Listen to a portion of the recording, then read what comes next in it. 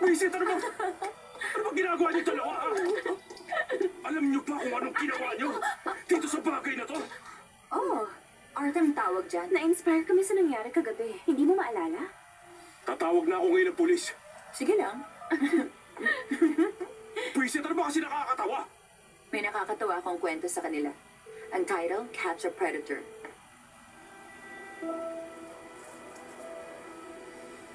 Ano ba pinagsasasabi mo? 15 hanggang 20 years? Tingin ko parang 20. Yung 15 magiging 20, di ba? Hindi ako naniniwala. Eh di wag kung ayaw mo. Pero yung jury, oo. Statutory rape, Evan. 20 years na pagkakakulong. Para sa isa sa aming dalawa. At wala sa plano kong maligo ngayon. Meron akong ebidensya. Talaga? Paano ka naging flight attendant kung 15 years old ka lang? Ano ba kayo? Ano ba? Kasi napanood lang namin yun sa movie, Evan. Sabi sa'yo, naniwala siya eh. Gusto mong i-check yung ID ko?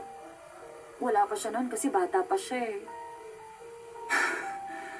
Sige.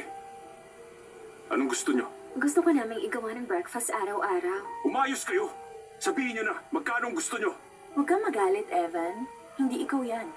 Iba ka sa kanila. Oo nga. Magkano ang gusto nyo? Anong tingin mo sa amin? Bayaran? Ano ba, Evan? Hindi kami gano'n, no? Oo nga. Ikaw yata ang gano'n. Bastos! Evan! Si Vivian to! Huwag kayong manggugulo. Evan? Evan. Ay, sorry kung late ako. Ang daming nagkalat na sanga sa daan dahil sa ulan. Nakita ko nga, may bumagsak pang traffic lights. Promise, halos 15 minutes ako nakatigil lang. Tapos sinubukan kong umibad ng daan, kaso may mga truck. Ayos lang, okay lang. Ang totoo, mas okay na yung pakiramdam ko. Aba, mabuti. Kasi kung gano'n, makakatulong to. Bibigyan kita ng relaxation massage para sa Sa circulation. totoo lang, dapat nasabi sa'yo ni Karen na ang dami kong gagawin ngayong weekend. Gusto ko si Karen. Kaya Mahal kailangan na ko na mahal ko siya. talagang... Kumusta siya? Si Karen, sobrang talented. Excited na ako makita yung exhibit niya. At alam mo ba? Pupunta kaming dalawa ni Jim sa opening kung Ayos. makakatakas ako sa conference na atinan ko sa Sonoma kasama yung massage therapist. Alam mo naman pag ganun. Ayaw niya yung masahe mo. Diba, baby? Bumalik ka dun sa loob. Huwag ka masyadong magtagal.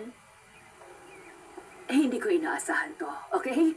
Pagagalingin kita, pero talagang nakakagalit, Vivian. okay? Manloloko ka! Mali ka nang iniisip. Hindi. Alam kong tama yung nasa isip ko. Pero sige, buhay mo Vivian, naman yan. please. Hindi, wag. Wala na akong Sandali pakialam lang. sa'yo.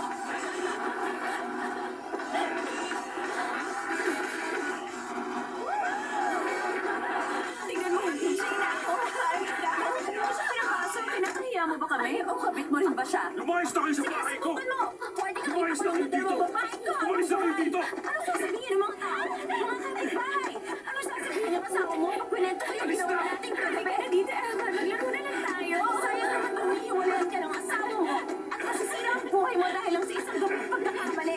Gusto mo sabihin namin sa mga kapitbahay mong minilesta mo kami? Anong gagawin ng parents ng mga kaibigan ng mga anak mo? Pagdalaman nila! Ayun na si Evan. Ganyan si Evan. Hindi ko alam na ganyan ka pala katapang.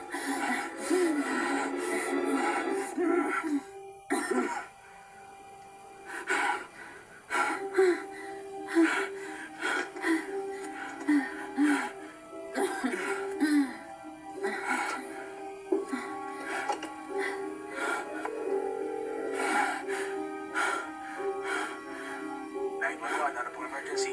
May nakapasok ngayon sa bahay ko. Dito po ba sa 458 Cantor? Ihahatid mo ba kami?